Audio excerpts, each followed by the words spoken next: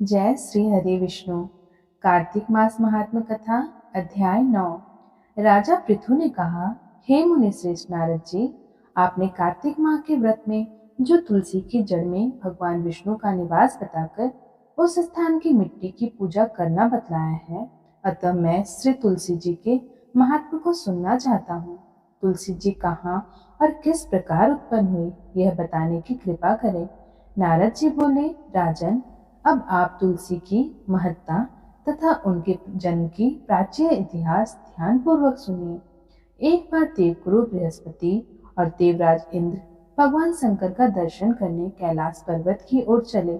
तब भगवान शंकर ने अपने भक्तों की परीक्षा लेने के लिए जटाधारी दिगंबर का रूप धारण कर उन दोनों के मार्ग में अवरोध उत्पन्न किया।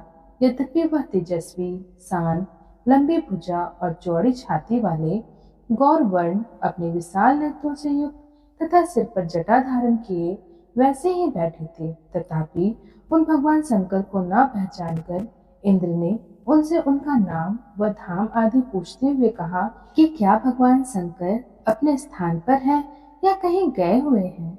इस पर तेजस्वी रूप भगवान शिव कुछ नहीं बोले। इंद्र को अपने त्रिलोकीनाथ होने का गर्व था। उसी अहंकार के प्रभाव से वह चुप किस प्रकार रह सकता था। उसने क्रोधित होते हुए उस तपस्वी को धुड़क कर कहा, अरे, मैंने तुझसे कुछ पूछा है और तू उसका उत्तर भी नहीं देता।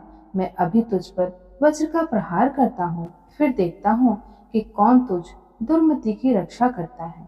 इस प्रकार कहकर जैसे ही इंद्र ने उस जटाधारी दिगंबर को मारने के लिए हाथ में वज्र लिया, वैसे ही भगवान शिव ने वज्र सहित इंद्र का हस्त स्तंभित कर दिया और विकराल नेत्र कर उसे देखा। उस समय ऐसा प्रतीत हो रहा था कि वह दिगंबर प्रज्वलित हो उठा है और वह अपने तेज से सबको जला देगा। भुजाएं स्तंभित होने के कारण इंद्र दुखित होने के साथ साथ अत्यंत कुपित भी हो गया, परंतु उस जटाधारी दिगंबर को प्रज्वलित देखकर बृहस्पति जी ने उन्हें भगवान शंकर जानकर प्रणाम किया और दंडवत होकर उनकी स्तुति करने लगे। बृहस्पति भगवान शंकर से कहने लगे, आप अपने क्रोध को शांत कर लीजिए और इंद्र के इस अपराध को क्षमा कीजिए। बृहस्पति के यह वचन सुनकर भगवान शंकर ने गंभीर वाणी में कहा, मैं अपने नेत्रों से निकाले हुए क्रोध को किस प्रकार रोकूं। तब बृहस्पति ने कहा, भगवान, आप अपना भक्त वत्सल नाम सार्थक करते हुए अपने भक्तों पर दया कीजिए। आप अपने इस तेज को अन्यत्र स्थापित कीजिए और इंद्र का उद्धार कीजिए। तब भगवान शंकर गुरु बृहस्पति से बोले, मैं तुम्हारी स्तुति से अत्यंत प्रसन्न हूँ। तुमने इंद्र को जीवन दान दिलवाया है। मुझे विश्वास है कि मेरे नेत्रों की अग्नि अब इंद्र को पीड़ित नहीं करेगी।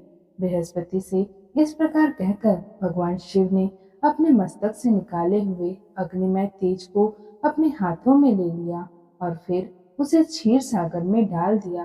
तत्पश्चात भगवान शंकर अंतर्ध्यान हो गए। इस प्रकार जिसको जो जानने की कामना थी, उसे जानकर इंद्र तथा बृहस्पति अपने स्थान को चले गए।